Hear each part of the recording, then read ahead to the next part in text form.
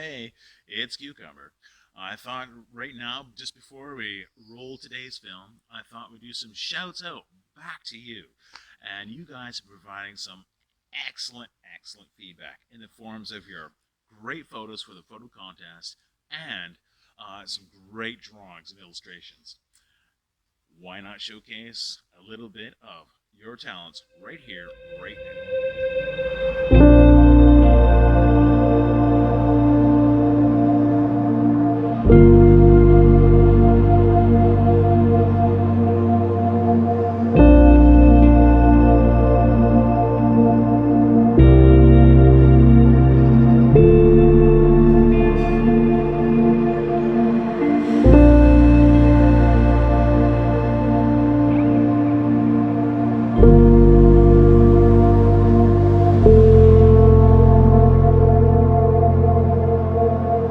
Great job, you guys, and keep those submissions coming.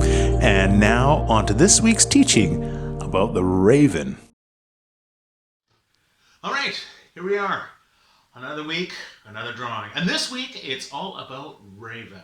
So, hence the black paper and my raven shirt. So, hey, but show up in the right clothes, the right place. That's all I have to do, right? So, I think we'll call it done. All right, we'll see you next week. Kidding. I'm kidding. All right, seriously though. Yeah, okay, so we'll do a Raven story. And of course, I did tell that one about Raven and who steals the sun. And I remember walking into Fernwood, and there's a little guy there that I met just in my weekly supervision there, and he's like, "Cucumber! Man, you know me do that story? Could you tell us that story again when you were in the rainforest?" I was like, "I was in the rainforest?" You know, that story you did. You were in the rainforest, and you told the story about Raven. I was like, "Oh, that one." Yeah. Well, I won't do that one again, but I'll do a different Raven story. So I had to do a little research and found a Raven story that I think will work pretty well for this. So anyway, here we go. Okay, I got some black paper. I'm gonna draw a straight line here because I'm just. All right, here we go. Okay. Now, Raven, as you know, is he seems to be a hero that has some very human qualities to him.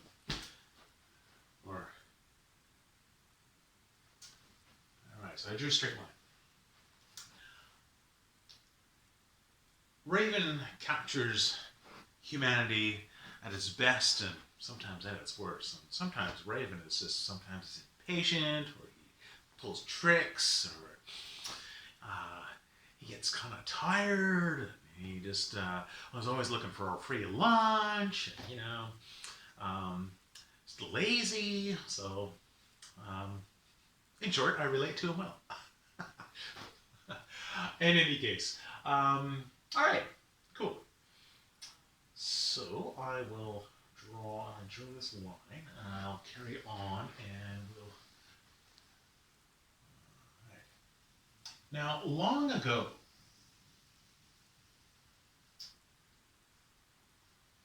before you and I were ever here,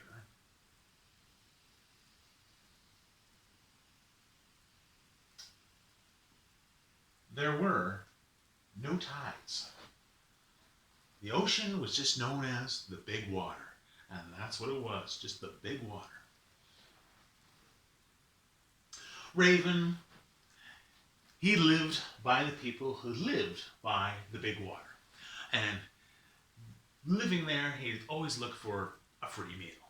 I mean, what else would you want to do? I mean, free meal. I mean, no.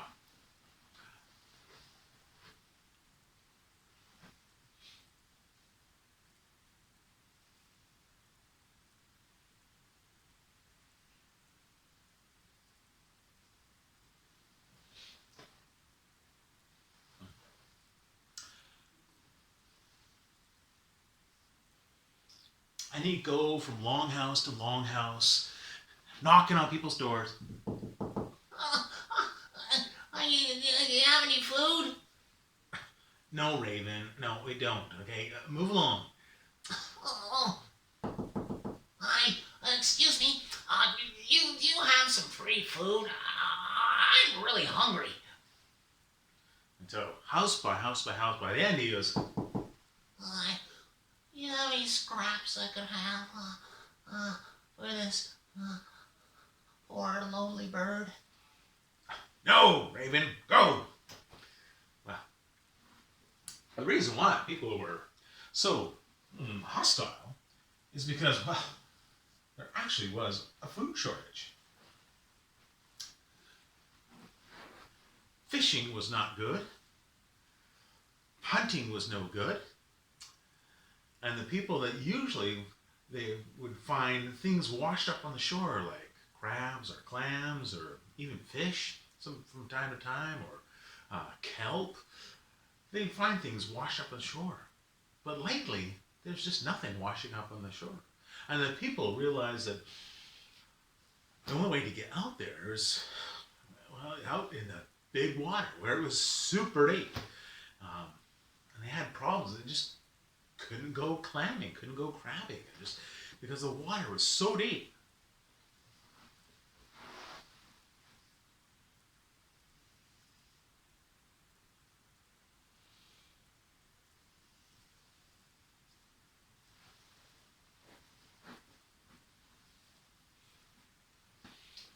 And if the people of the village had no food, well, the chain came down and Raven had no food, which was no good.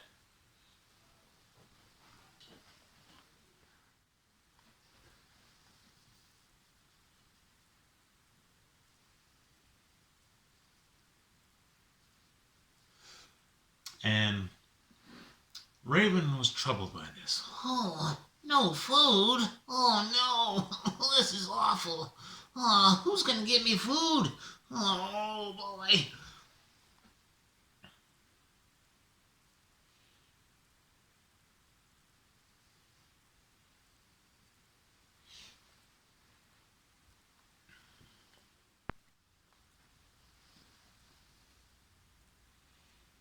Raven was so troubled by this, he fell asleep. And in his dream, he was visited by the Creator. And the Creator came to him and he said, "Oh, Raven, have you not learned? You're not supposed to be a mooch and ask people for food. Raven, you are here on this earth to help people. And right now, my people are hungry, and I want you, Raven, to feed them." Me? Yes, I have a specific plan for you. Oh, that sounds serious. Oh, it is.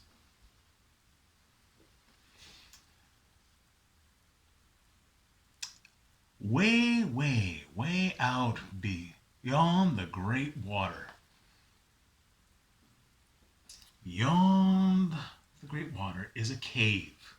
And in this cave sits a woman, a very old woman. Now she holds a long line of kelp.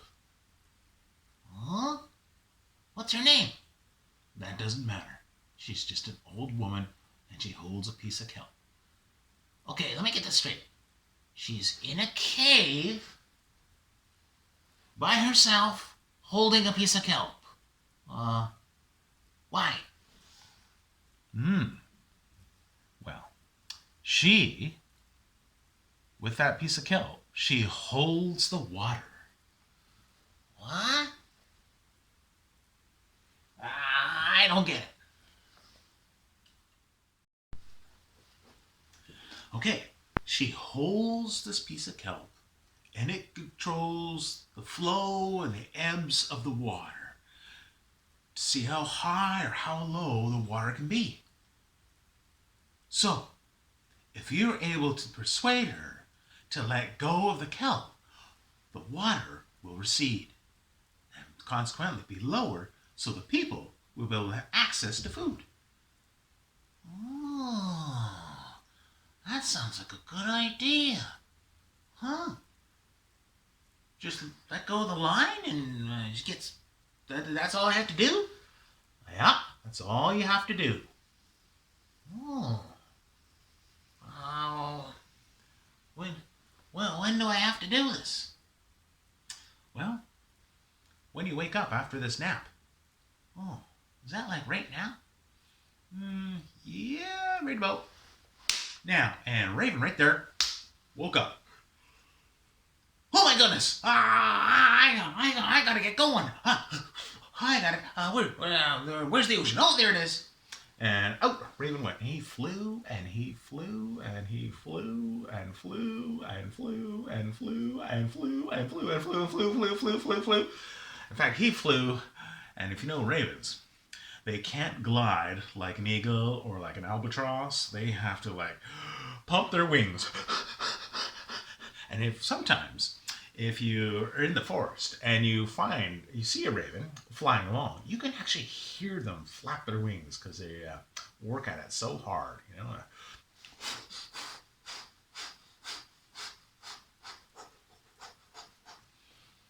He flew for 4 days and 4 nights, all the while. Oh my goodness.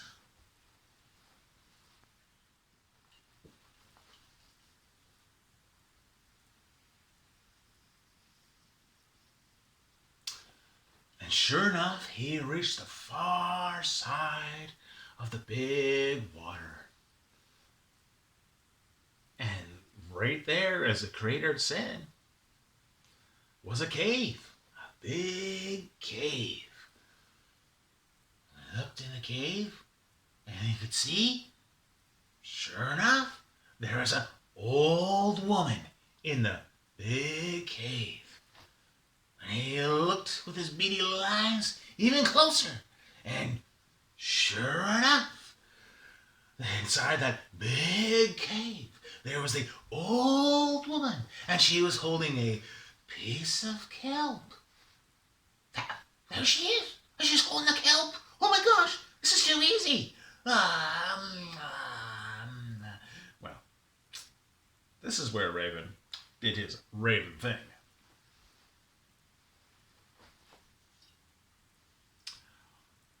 Raven was instructed to persuade the old lady to let go of the line, but, well, Raven being Raven didn't do that.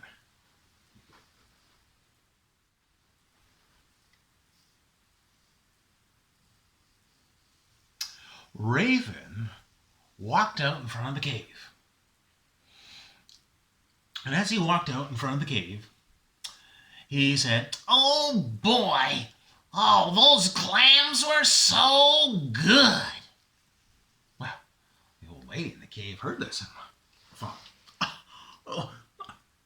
who's out there talking? Raven ignored. Oh boy. Oh, those clams are just so tasty. I love those clams. And the old lady heard that and said, Excuse me? What clams are you talking about? There's no clams around here. I'll make sure of that. But Raven continued to ignore her.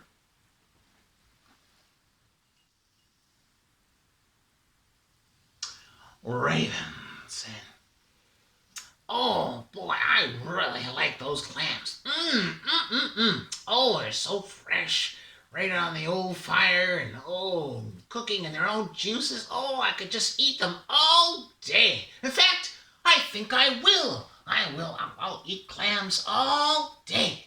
Well, the old lady said, Hey, is that you, Raven? What are you doing? Oh, I'm just enjoying those. What clams? There's no clams out here. This is preposterous. Who gave you permission to eat clams? Nobody eats clams unless I say so. Oh, well, all I know is I was really enjoying them. They're just so tasty. Oh, that's preposterous. You see, with this kelp in my hand, nobody eats anything unless I say so. Oh, what's that? This important piece of kelp right here. See, I control the tides that come in and out. And right now, I say that they're in. Oh, that's very interesting.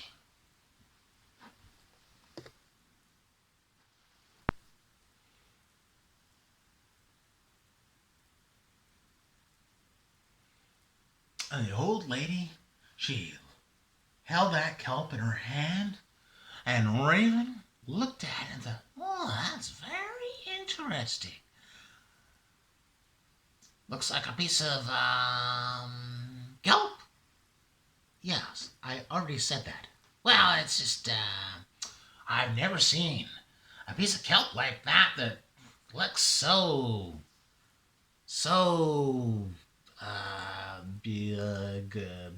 green. Well, of course it's green. Anyone can see that.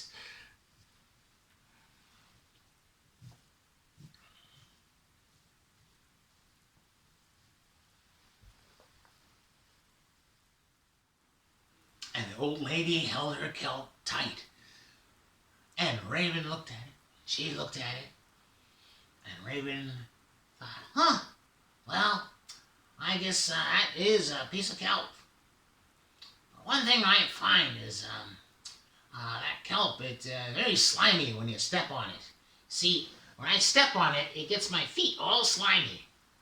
And she looked down, Raven looked down at his feet, and he bent down to look at his feet, and as he was bending down, he kicked sand up into the eyes of the old lady. Here's the sand all going into her eye.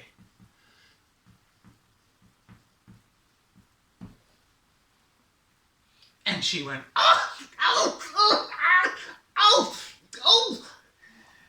rubbing her eyes, and of course, in a split second, she let go of the kelp, and the kelp was under such tension, it went into the water. It was lost. And immediately the water started to recede. And Raven looked at it. That's it. I'm done. I'm out of here. And Raven took off.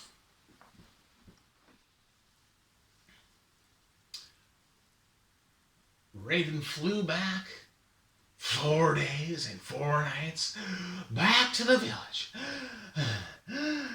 Oh, and by the time he got back, the waters had receded quite a ways out.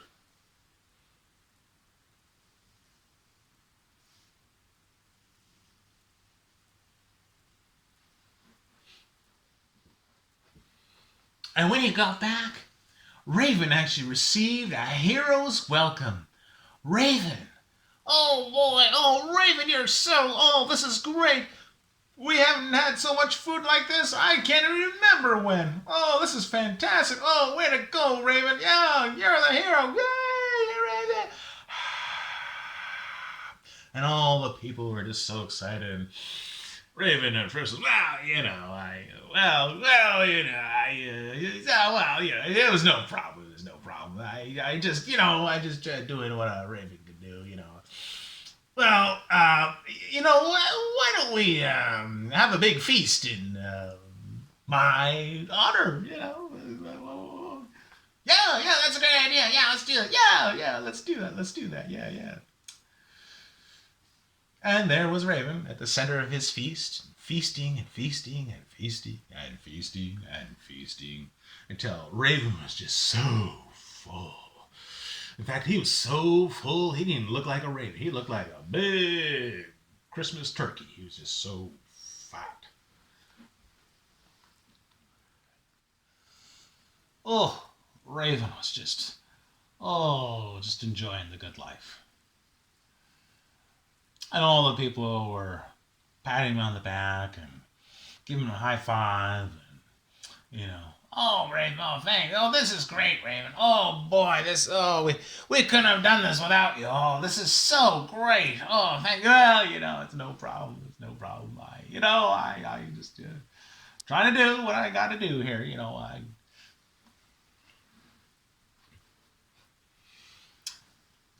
But the people, they got more than they wished for.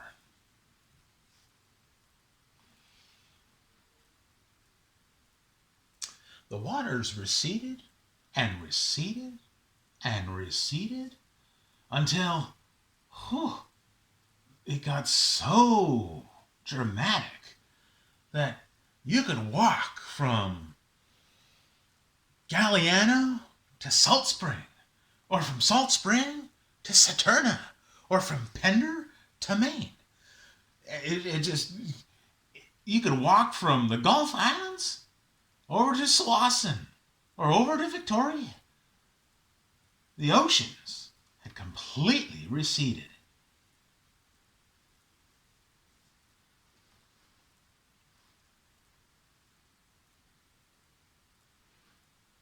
Now, of course, at first, all the people were pretty excited. It meant that they could get all the fish they wanted. They could get octopus, sharks, whales, orcas, halibut, lingcod, anything and everything. Oh, it was fantastic. And there's lots to explore and check out all these hidden little caves and all these little goodies inside. And it was great for 2-3 days until people started to realize that they were like, ooh, what's that smell? Yeah. Ooh. Woo. Because everything that was out in the sun was now starting to smell.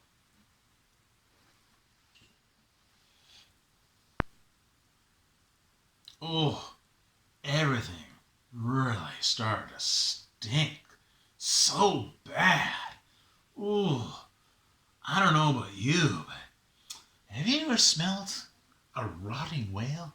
Ooh, not pleasant. Or a rotten fish?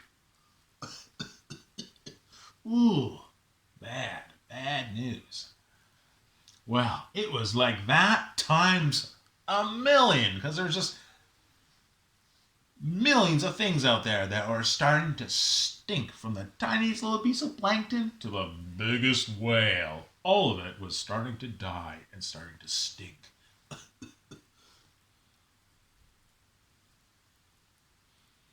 And the people, they said to Raven, you gotta bring the waters back in. Everything is starting to stink. What? Everything is starting to stink. You gotta put it all back to normal. This is awful. Can't you smell it? No. Well, you believe me, it stinks out here. You gotta do something about it.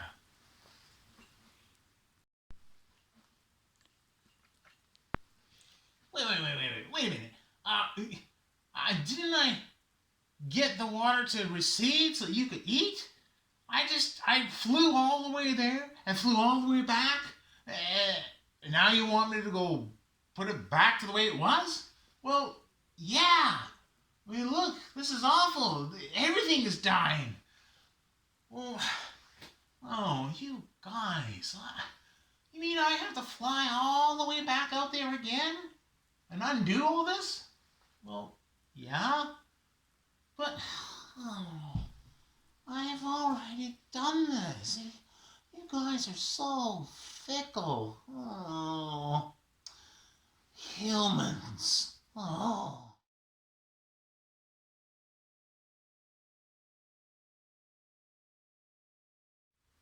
Raven wearily he lifted off and he flew 4 days and 4 nights.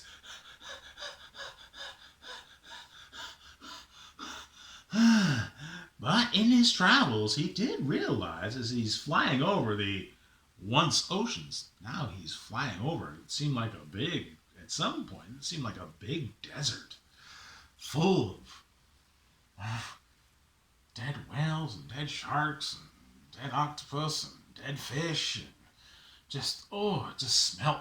Yeah, he could really start to smell it. It really did smell bad.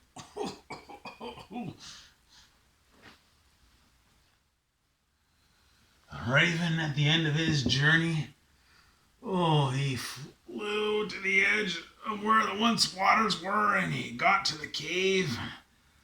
The old lady was still there. Not holding a piece of kelp, mind you, but she was still there. And she was still trying to get the sand out of her eyes. This old sand. Oh, curse that Raven. Oh, if he were here right now. Oh, I would pluck out every feather on his body. And Raven came down. Oh, hi. You were saying? Raven, get over here. Just a minute here. Oh, hey, look. I think I made a mistake. You were darn right you did. You made a big mistake. Oh, well, hey, to that. Hey, look. I hate to admit this, but I need your help. What? You come to me asking for help after what you did? Well, I'm sorry. You're what?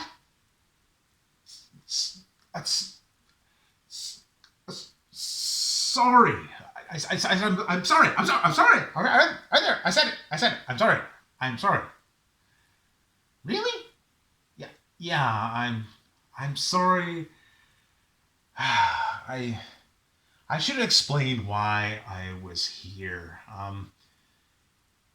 You see, the people, they were hungry and they couldn't get food, and they're actually on the verge of starvation, and they needed to get food because with the water receded, they could get clams and crabs and fish and stuff, but see, the water's been receded for quite some time now, so it's getting really stinky. Oh, well, see what happens? Yeah, I know. If you're mad, I get it. All right, I'm sorry. Well, listen, here, help me get this sand out of my eyes.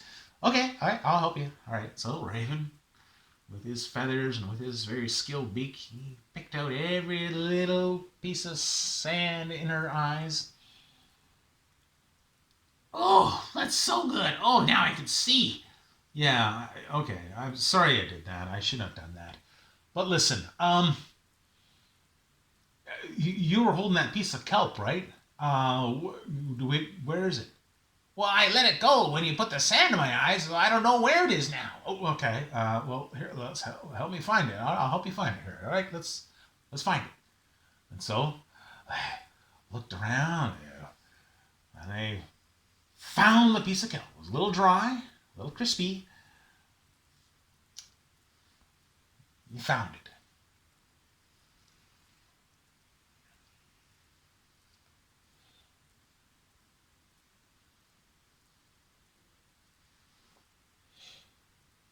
Adding some rays to the sun here.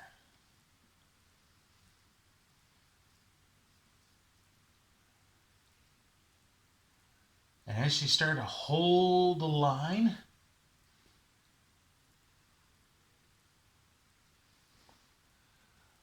the tides came back in. Oh, that's good. Oh boy. Whew.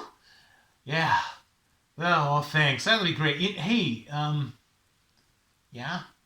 Well, listen, again, the people.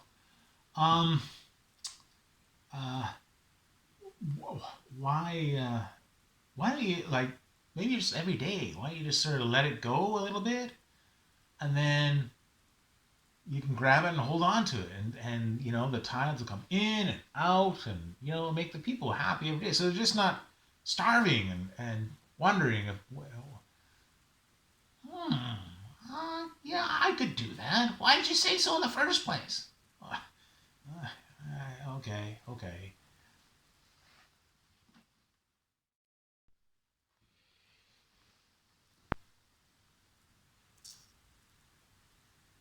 And so Raven took off, and he flew back.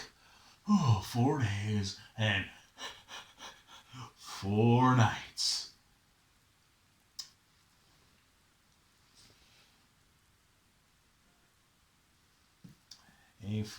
Back to people, and sure enough, the tides had already come in and out several times, and the people were like, yeah, this is great. Oh, this is fantastic. Oh, wonderful. Raven was just too tired. Oh, yeah, this is great. Oh, I'm tired. I'm going to bed. That's exactly what Raven did. And that is our story for this week about Raven creating the tides with the help of the old lady who holds the kelp. So here we have the old lady, and she's wearing a button blanket with a kelp as her symbol, and she's holding the piece of kelp. And with that, the kelp is sort of echoing the movement of the waves and water that are coming in. Tide in this cave, sort of cavern shape, I guess. The sand going in her eyes, and Raven is here. With his wings, he kind of looks like the motion of flicking the sand up in her eyes. And over here in the corners, we have the moon, and we have the sun. And just to give you a little pop quiz, what actually creates the tides? There you go. There's a question for you. What actually creates the tides? So I'll leave that question with you, and you can email me back the answer, or you can email your teacher and let them know, or just turn around and tell your parents. Let them know. And if you don't know, well, here's a little research project. What actually creates the tides? And I think I've actually drawn a hint on this piece of paper here. So, all right, I'll leave it at that. And it's not kelp. It's not kelp. All right, cool. With that, Raven is also our animal that we deem to be part of culture. Raven was there in the beginning of time when he tricked the Sky Chief into releasing the sun and the stars and the moon, but he is also a symbol of being a champion for the people, and very much a cultural icon. Culture. Cool. So we'll have a little, while I do a little shading and a little bit, we'll have a little talk about culture, and yeah, okay, here we go. Wow. Culture. Oh boy. This is a big thing we talk about. Here we are. Maybe you're in high school, and I think you're probably having a bigger talk about this than what I'm prepared to talk about. But culture, there are university classes you can take on this, and so I'm just sort of giving you the Cole's Notes version of this. But culture, there are so many things we could talk about culture. Culture is many, many things. It is a very broad word. Culture can be described. So in my research of culture, I looked online, and I found some really cool, interesting little diagrams of what culture is, and maybe I can sort of place it out right here. Whoa! Whoa! Where'd that come from? Whoa! Okay, so culture, as we can see by all of these cool definitions here, culture encompasses many things, including, but not limited to, community, knowledge and stories, language, traditions and rituals, techniques, skills, tools, objects, arts, food and drink, and values. And some other ones, some also are a bit different. Some also look at medical cures and religion and child rearing methods. Oh, that's a big one. Celebrations, jokes even, manners, clothes and dressing. In short, culture sort of encompasses pretty much how we live, how we do life, and everything that's encompassed about it.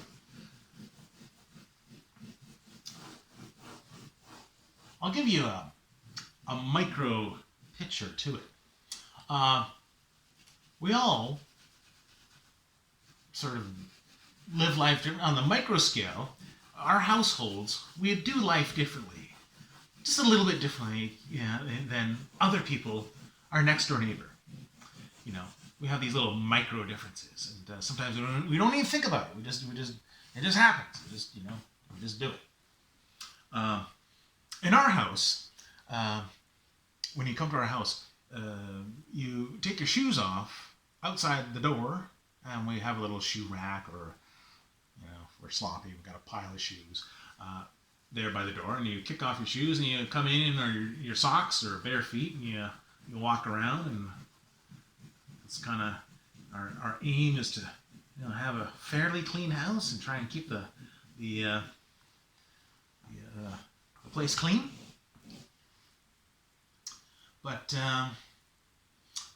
I went and I visited some friends in Port Alberni, and I went there to the place, and I was I remember I was going there because I was going to play some floor hockey, a floor hockey tournament, and I was pretty excited, pretty stoked. And I asked these people, "Hey, can I spend the night at your place? Because this tournament is going on for a couple of days, and I'd really appreciate, if I could just crash on your couch. It doesn't have to be anything fancy." And they said, "Oh yeah, I would love to have you. Come on over.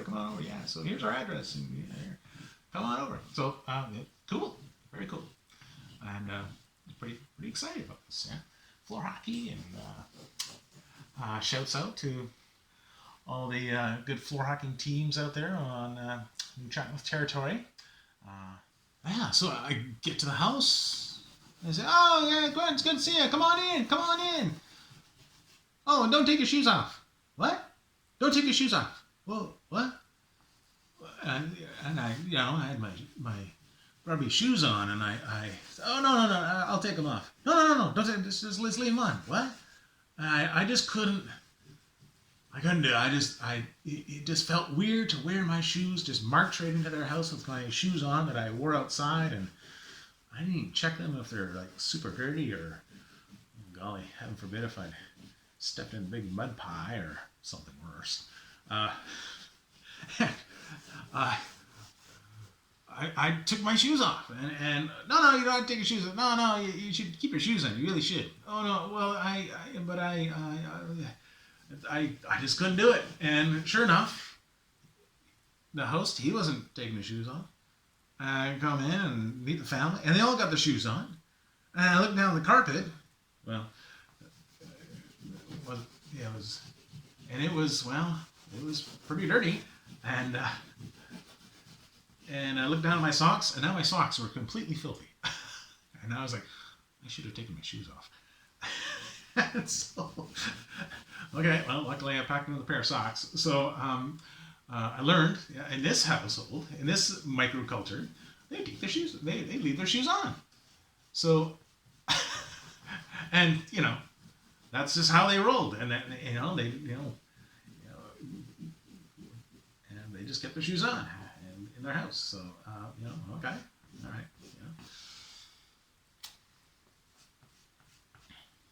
It's not it's not better or it's not worse. It's just that's just how it was. And so okay, that's cool. All right. So culture, how we do things, how we do life. There's nothing like experiencing culture by, if you can, I highly recommend you do it, is when you're old enough, I really recommend getting a job outside, well, here we are filming this in Canada, outside of North America. Go get a job overseas and live there. You might get a year contract or whatever kind of, you work for somebody over there, you might be locked in for a period of time. And the mindset that I had was, I went to Korea for a year, and I caught myself as I was flying in over the city of Seoul, and I've never seen so many skyscrapers and so many lights in my life. I mean, I thought Vancouver was big, but man, Seoul was just, wow, it's tremendous. I just never seen a city so big in my life before. I haven't seen LA or I haven't seen New York, but Seoul was my first major big city in the world that I've seen. Bigger than Vancouver, that's for sure. And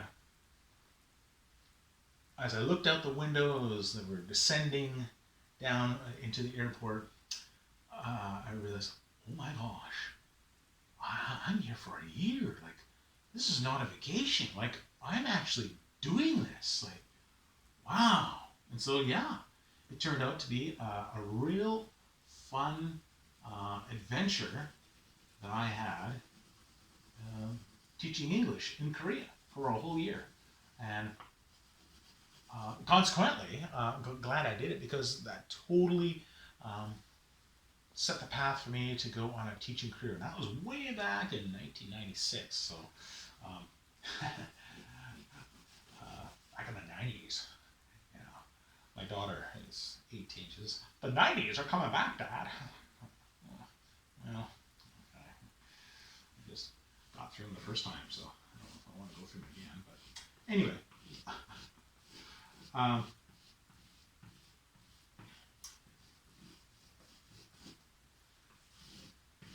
because I am living there now. I'm living in a foreign country, and I have to figure out how to do life. I have to eat, pay bills, and get gas, and figure out how to ride a bus, and how to get a office-tel. I lived in an office-tel. It wasn't a hotel. It was an office-tel. I had to live there. I had to figure out how to do the paperwork and get that arranged. And oh boy, how the Korean won worked, and money. That was interesting. There's things that I learned and made me really appreciate about Korean culture. And to this day, love Korea. Korea, number one. So, thumbs up for anyone who's Korean watching this, or if this video makes it all the way over to Korea, thumbs up to you guys. Love Korea. Great country. And I was in Hongseong in Chungcheongnam-do, and it was a lot of fun, and so many things I learned, saw many things, ate many things, and just I had to learn and see if I can find my funniest Korean story here. Oh, I remember one of my funniest Korean stories. There's lots of little funny stories. But one of the things we identify with culture is food. And I think I asked this about people, I'll ask you, what is your favorite cultural dish? Or what's your favorite kind of restaurant to go to? Lots of people say sushi. I love sushi. Well, sushi's not a Korean thing, it's a Japanese thing. Or some people say pizza. I like pizza. Oh, it's an Italian thing. In Italy too, so that's pretty cool. But yeah, so food in Korea was, I never realized that they like things spicy, like hot. I thought it was Mexico in my limited thinking. It was Mexico that loved to grow chili peppers. Well, we would drive in the countryside on the bus, and the bus would have to swerve out of one lane and into the oncoming lane. Thankfully, it was just a very quiet country back road. And because the anjamas, the old ladies, would be drying their red peppers on tarps spread out across the road, or even spread out across the pavement of the road. And it was just understood that, hey, I'm drying the peppers here, so you'll have to move your car. And okay, all right. So, I'm not the driver, but if I was driving, I'd be like, excuse me, your peppers are on the road here. In any case, I was like, wow, they really like things spicier. And when I start eating their food, bibimbap and kimchi jjigae and yeah, all these dishes, wow, so spicy. And whew. But it was getting towards the end of the year, in the end of my year contract, so it was getting towards August, I believe. And it was time to go. Our contract was done. We were almost taught for a year, and students, my adult students, had realized this, and they took me out for breakfast. On my final day, they took me out for breakfast as a way of saying thank you. And we honor you as our teacher. So wild. 96, so I would have been 24. Oh my gosh. 24, and these adults are honoring me, a kid, 24-year-old kid, to be being their teacher. Wow, that really speaks of, that. And they took me out for breakfast. And, oh boy. They took me out for a soup, a breakfast soup. And they all had it. We all went to this place and they served up a soup. And it was pig's blood soup. I saw it. What's this? Oh, pig. Blood, blood, and pig's blood. Pig's blood? Yeah. Pig's blood soup. Very good. Oh, I've never had this before, and consequently, never had it since. But I think part of it is psychosomatic in my mind. Oh, I don't know. And they were slurping theirs down, and I was oh boy. But I didn't want to offend them, and I realized it was their culture, and I realized it was important to them, and so I ate it. Oh, I was so sorry I ate it, because oh boy, I spent all day on the toilet. It was not pretty. It was not fun. And I think, because this soup is not in our culture, I am probably biologically not used to eating this soup. And they are chomping theirs down, and they had it done in 2 minutes. And I took half an hour probably, to poke away at this thing and try and do it. And oh boy, I just, but they're, yeah, good, right? Good. Yeah, well, yeah. Oh golly. So, but, hey, that's culture, right? They're they, in fact, I know they find some things that we eat kind of,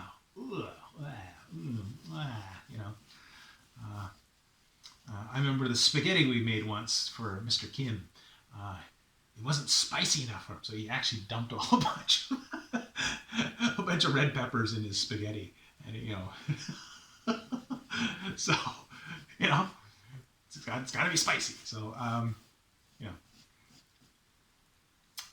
anyway, we had a great time, and we really enjoyed. And that's just from experiencing a different culture. Things are different there. Things are wherever we go in the world, we experience different cultures, and we experience how other people do things. So it's important that when we go out into this world and see how other people live, we don't hoist our limited ideas. I say limited because, personal example, me going to Korea, my limitations were I had hardly traveled international at all. And at that point, I lived in Maple Ridge for 24 years. And all I know in my world was Maple Ridge. And so, shouts out to anybody from Maple Ridge. Great town where I grew up. But that's all I knew about the world. That was my world view. So I go, bam, downtown Seoul, Korea. Whoa. It's, as we view other cultures, it's not, as we view other cultures, it's not our place to be telling another culture that they're right or either they're wrong. This isn't right. You're doing it all wrong. Here, let me fix you. This isn't how we do it at home. Let me tell you how we do this at home. How we do it at home is much better. You guys, oh boy, you need to fix all this. Oh my goodness. This is uncivilized. This is improper. You need to be more like me. In fact, that's why I have all my friends here, because all my friends, they all act like me. And that's why I could call them my friends. Wow. So, this is where we can run into real frictions about culture. And it's happened in history again and again and again, where one cultural group dominates another cultural group. And there's great friction, there's great tension, there's wars can break out, revolutions can happen. It gets real messy. And the language, I find, gets really interesting. We need to fix you. This is improper. This is uncivilized. This is, the list goes on and on and on.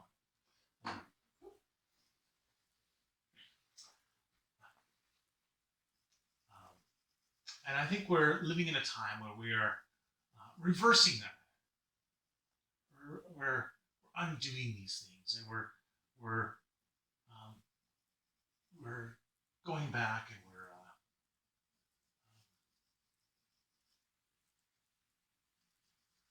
realizing what we're doing here. And culture is about going into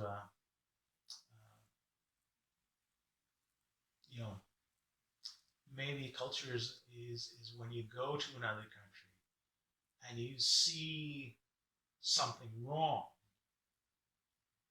Maybe it's time to come to a place of understanding and to see, okay, is this a problem for you guys? Do you want help? Do you want us?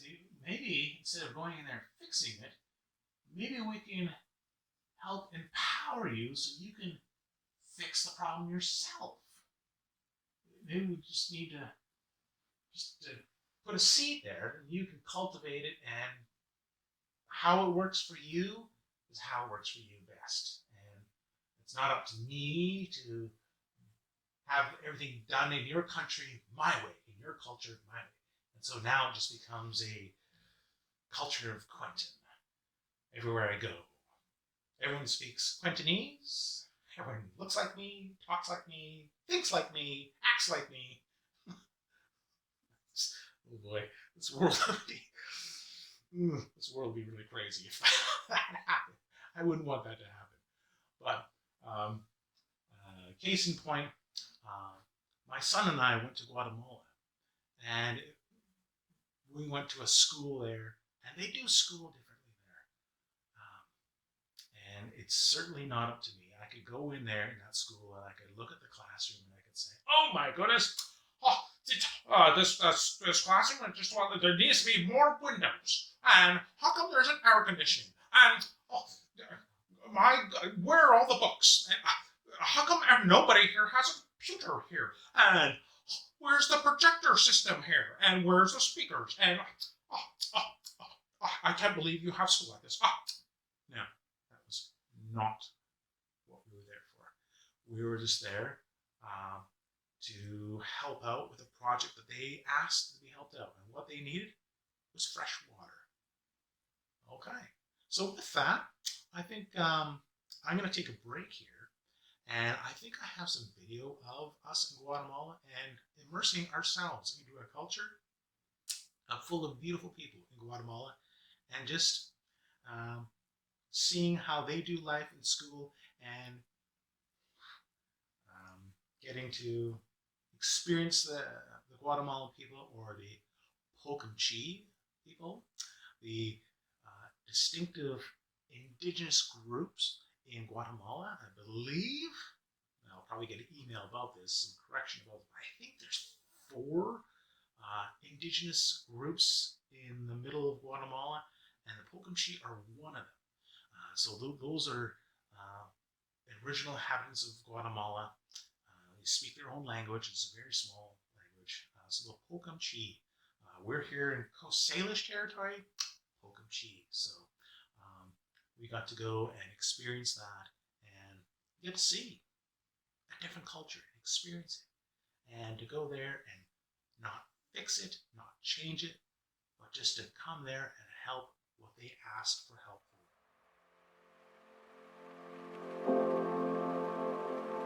I would describe our culture as connection. Connection between our youth and their ancestry, youth and the land. That we bring culture to them in a way that allows for them to learn, understand, and be proud of it, and proud of who they are. That the future of their culture, the culture of the Gulf Islands, of their people, comes from their ancestors, and that is there for them to gather, grow it, and bring movement to it.